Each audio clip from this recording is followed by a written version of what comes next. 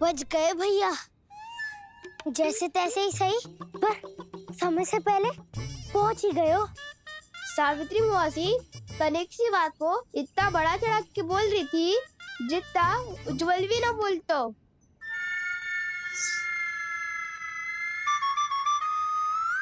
वैसे आनंद तो बहुत आयो, सच्ची। हाँ, बेहतर लगा तो माखन भी तो मिल रहा और परोपकार भी होगा। बता काना, और किसके घर जाना है अब? आज ही तो हमें शिक्षा मिली है, इतनी शीघ्र भूल गए तुम सब। लोग के चक्कर में पड़ोगे तो फंसोगे। लोग के चक्कर में पड़ोगे तो फंसोगे।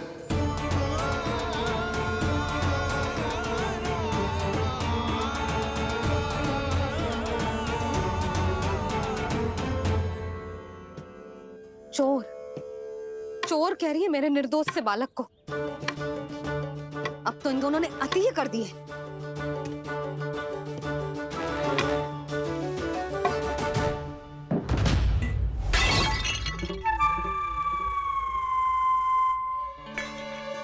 से भी अभी फूटना था।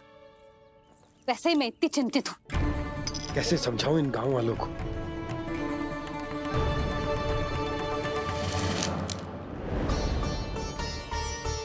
कोई समझने को तैयार ही ना है। लगता है सबकी बुद्धि भ्रष्ट हो गई है। सही कह रही हो यशोदा तुम। मुझे तो लगता है कि सोचना समझना ही छोड़ दिया सबने। अनेकों तर्क देके समझा दियो, सिद्ध कर दियो, पर इनकी मोटी बुद्धि में कछु आतो ही ना है। यशोदा तुम तो तर्क की कह रही हो, मैंने तो उदाहरण देकर समझाने को प्रयास किया, पर अपनी बुद्धि के आगे कछु ना समझ में आ रहा इन गांव वालों को। क्या सारे के सारे गांव वाले मेरे लल्ला पर आरोप लगा रहे हैं? जी क्या कह रही हो तुम? मैं तो गांव वालों की बात कर रहा हूँ जो नारायण के नाम पर वचन देकर उस अपरिचित व्यापारी को अपने दूध, दही, घी, माखन सब देने को तैयार है। लो कर लो बात। मैं गोपियों की बात कर रही हूँ जो लल्ला पर माखन चोरी का आरोप लगा रही हैं। और आज तो सावित्री ने भी लल्ला को माखन चोर कह के पुकारो है।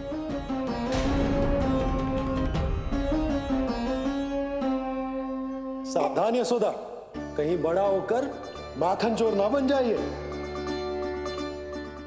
अच्छा, ये सब आप छोड़ो। स्त्रियों की बात है, मैं संभाल लूंगी। आप ये बताओ, सभा में क्या हुआ? गोकुल में फूट पड़ गई यशोदा, लोभ की फूट।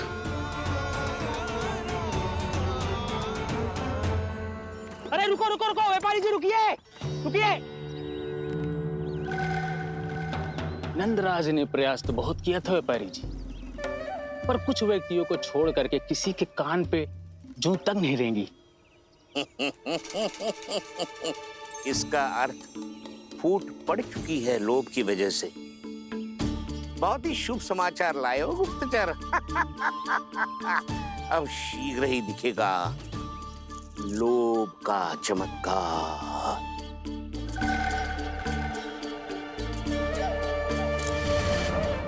लोभ से बचने को जो पाठ हम कान्हा को पढ़ा रहे थे ना, आज वही पाठ मैं इन गांव वालों को समझाने में असमर्थ रहा। आप चिंता मत करो जी, धीरे धीरे सब ठीक हो जाएगा। तब तक बहुत देर हो जाएगी यशोदा। ये गोकुलवासी मेरे अपने, उन्हें अपनी आंखों के सामने मैं भूल करते ना देख सकता। वो सुलक्षणा, वो उस व्यापारी के प्रभाव में आ गए, और शंकरी मौसी और सुमति भी सुलक्षणा के मार्ग पर ही चल रही। कान खोल के सुन ले बहू, आज से घर में दूध पीनो बंद, दही खानो बंद, और माखन तो बिल्कुल न खानो। पर मैया, पर किंतु परंतु कुछ न सुननो मुझे। सुलक्षणा की जैसे धनवान बननो है कि ना?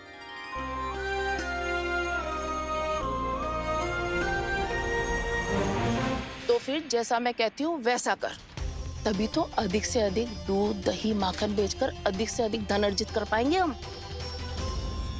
सुलक्षणा को उस व्यापारी की तरह धनवान बनना है और शंकरी मौसी को सुलक्षणा की तरह। ऐसे तो पूरा गांव ही लोभ में पड़कर कल उस व्यापारी के पास पहुंच जाएगा। अब तो फिर स्त्रियों को मुझे अपने ढंग से समझाना पड़ेगा। अब गोकुल वासियों को चाहे कोई भी कितना भी समझा ले, बुझा ले, ज्ञान बांटे, उन्हें केवल एक ही भाषा समझ में आएगी, लोभ की भाषा। लगता है आपके पास बहुत उत्तम योजना है व्यापारी जी।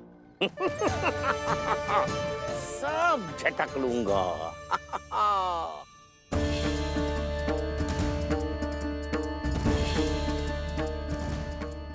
आपको क्या लगता है प्रभु, मैया के समझाने से गोपियाँ समझेंगी?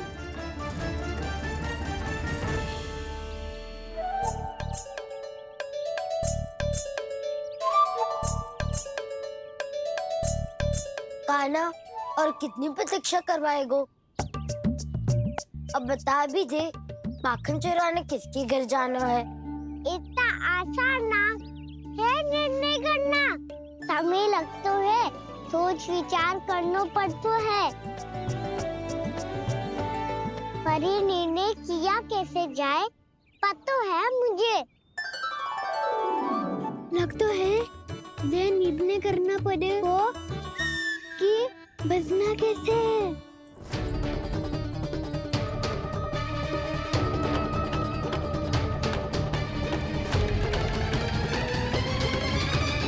सावित्री मौसी ने हमारे 14 विद्या प्रसारण के बारे में सबको बता दियो क्या?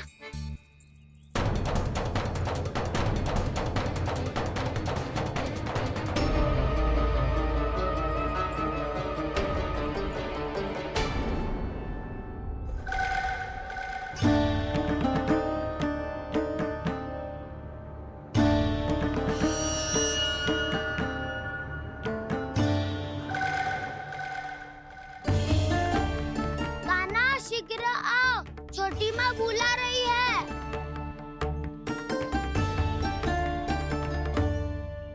अब डांट भी पड़ेगी और कुटाई भी होगी।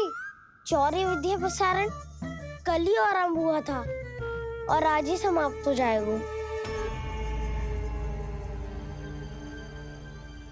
सब इतने गंभीर क्यों है आज? गंभीर तो होंगे ही ना दाऊ, क्योंकि मैया आज अच्छा वाला पाठ पढ़ाने वाली है।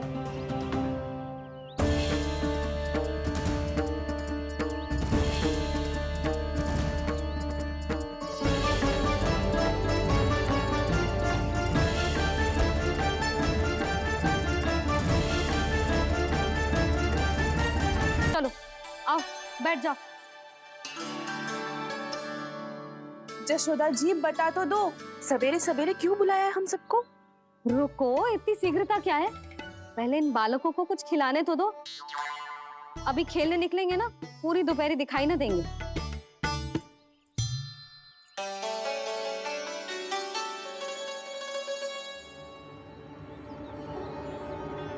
मैया देखो ना, कैसे अपने आभूषणों का दिखावा कर रही है जी सुलोचना।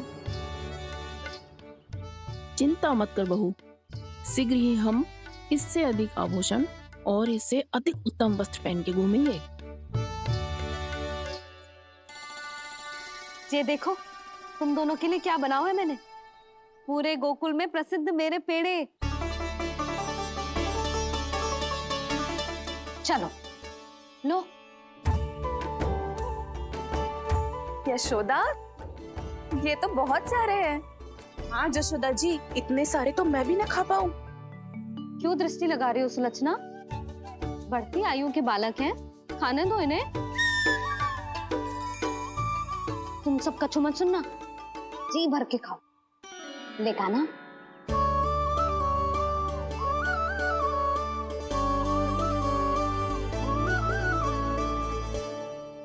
हे नारायण, मैंने अपने कान्हा को जो सिखाओ है, बस वे उसे स्मरण रखें और उसका पालन करें। ले और ले ले ले।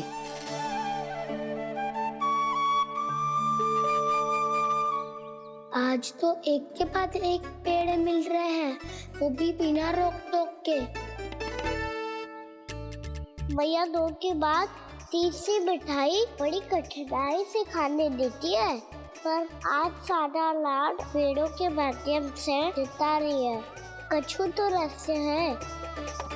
प्रभु, क्या आप भी वही सोच रहे हैं जो मैं सोच रही हूँ? कोई परीक्षा तो नहीं ले रही है ये? किस सोच में पड़ गए तुम दोनों?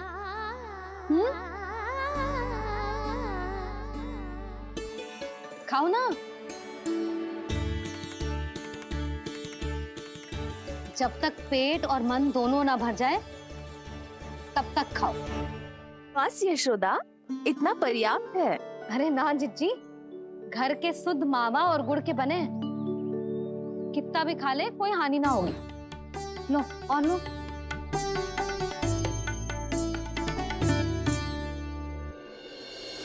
प्रभु, परीक्षा ही है ये। ये तो खाए जा रहा है, कहीं मेरी दी हुई सीख भूल तो ना खाओ, सारा खेल बिगड़ जाएगा। सदैव स्मरण रखियो लल्ला, लोभ बहुत भयानक होता है, बहुत भयंकर। जो एक बार हमारे मन में प्रवेश करके हमें भीतर से ही जकड़ लेता है, इसके कारण हम अधिक से अधिक और अधिक से अधिक पाने की इच्छा करने लगते हैं। क्या हुआ कान्हा, रुक क्यों गए?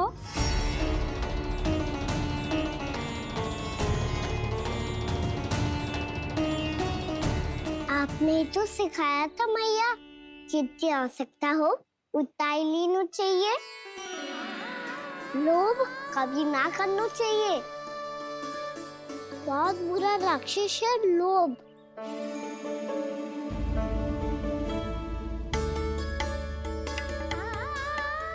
बुरा और खाने में कोई बुराई ना है कान्हा, ले ले।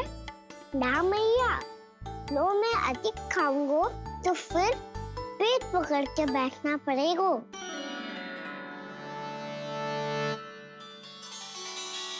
हाँ, मेरा भी पेट भर गया।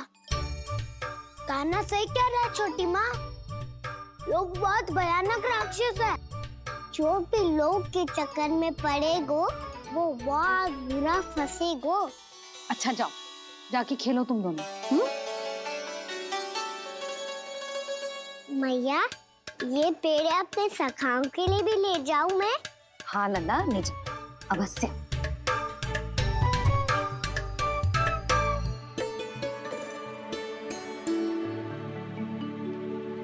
देखो, जो बात इन नन्हे से बालकों को भी समझ में आ रही है, वो तुम सबकी समझ क्यों ना आ रही?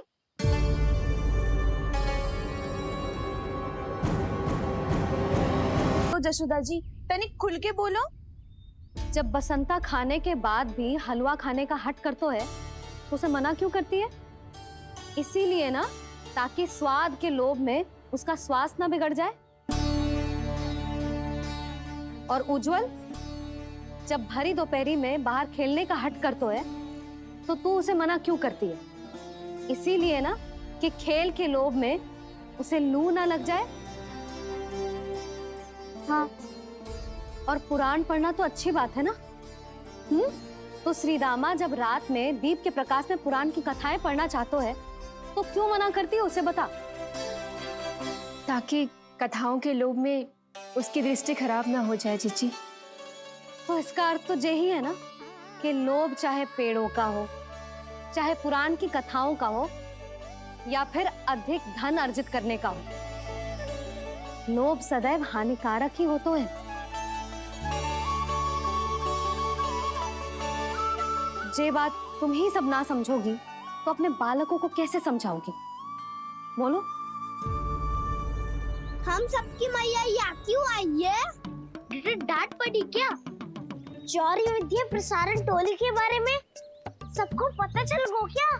चिंता के चने चबाना छोड़ो और ये पेड़े खाओ। भीतर और भी गंभीर समस्या पे चर्चा चल रही है। कैसी समस्या? लोग की भयानक राक्षस की समस्या। व्यापारी जी, नंद जी ने कल सभा बुलाई थी और आज रानी यशोदा जी ने सारी स्त्रियों को अपने घर पे बुलाया है, तो आपको नहीं लगता कि हमें कुछ करना चाहिए? करना तो चाहिए गुप्तचर। सबसे पहले हमें घाट जाकर गोकुल वासियों की प्रतीक्षा करनी चाहिए। सूर्यास्त से पहले वो सारे मूर्ख वहां आने वाले हैं, मेरे सामने नारायण के नाम का प्रण लेने। उन्हें चाहे कोई भी कितना भी समझा ले बुझा ले, उससे कोई अंतर नहीं पड़ेगा गुप्तचर। हमारा वास्तविक धन क्या है? दूध, घी, दही, माखन, यही ना?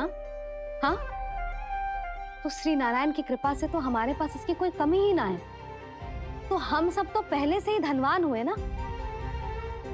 तो फिर जे गोधन अपने परिवार और संतान में बांटने के बाद जो भी बचतो है वो तो हाट पे बिखी जातो है ना। तो फिर मथुरा के किसी अपरिचित व्यापारी के साथ माथा फोड़ने की क्या आवश्यकता है? जशोदा जी, हम आपकी और नंदराज की चिंता समझते, पर इसकी कोई आवश्यकता ना है। कुछ उल्टा सीधा नहीं करेंगे हम। विश्वास रखो जशोदा, हम जो कुछ करेंगे समझदारी से करेंगे। लोभ में आके कोई निर्णय नहीं लेंगे हम लोग, है ना? हाँ। अच्छा, अब चलती हूँ। बुलावे की सूचना पाके सब कार्य ऐसे ही छोड़कर आ गई थी।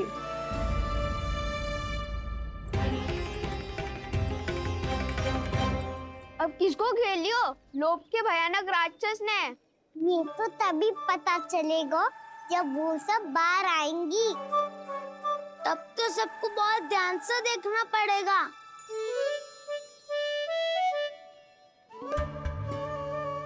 देखना तो पड़ेगा दाऊ, तभी तो पता चलेगा माखन चुराने किसके यहाँ जाना है। ना ना,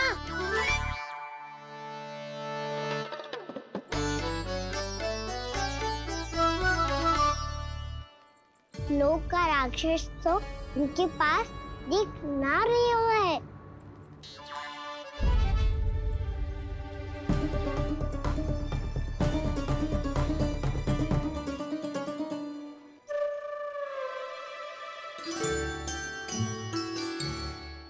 नारायण का बहुत बहुत धन्यवाद। कान्हा, मेरे मैया को घेर रहे है क्या उस राक्षस ने?